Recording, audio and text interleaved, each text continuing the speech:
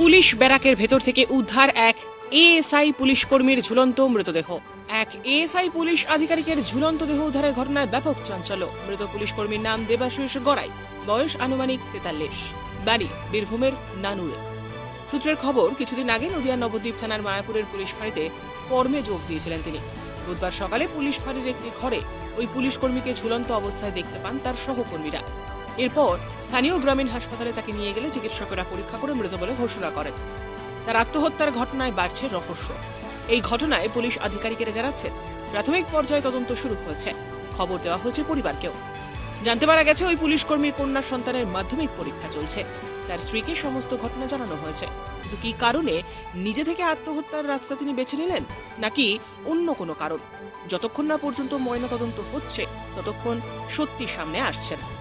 প্রাথমিক ধারণা করা হচ্ছে, দেবাশিস গড়াই নামে ওই পুলিশ আধিকারিক হয়তো মানসিক অবসাদে ভুগছিলেন। সেটা পারিবারিক ক্ষেত্রেও হতে পারে, কিংবা থাকতে পারে অন্য কোনো কারণ। স্বভাবতই এএসআই পুলিশ কর্মীর আত্মহত্যার এই ঘটনায় মর্মাহত তার সহকর্মী থেকে শুরু করে পরিবারের সদস্যরা।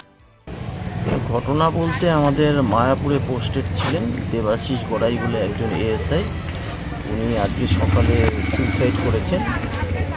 তো আমরা এখন যা আমাদের লিগ্যাল প্রসেস যেগুলো আছে সেগুলোকে আমরা স্টার্ট করেছি, এবং পরবর্তীকালের মধ্যে যা লিগ্যাল প্রসেস আরও যা কিছু আছে সেগুলোকেও করা হবে।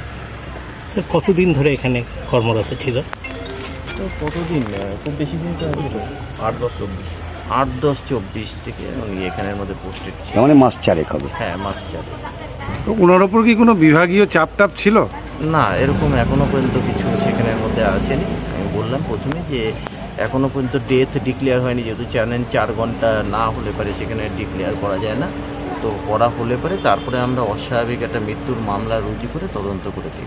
পরিবারকে খবর দেওয়া হয়েছে? হ্যাঁ, পরিবারকে খবর দেওয়া হয়েছে, তারা আসছে। ওনার পরিবারে কে কে আছেন? এখনো পর্যন্ত আমরা ঠিক করতে পারিনি। ওনার মিসেসের সঙ্গে যোগাযোগ হয়েছে। তো ওনার মেয়ের মনে হয় মাধ্যমিক পরীক্ষা চলছে, তো সেটার পরের মধ্যে হয়তো উনি আসতে পারবেন।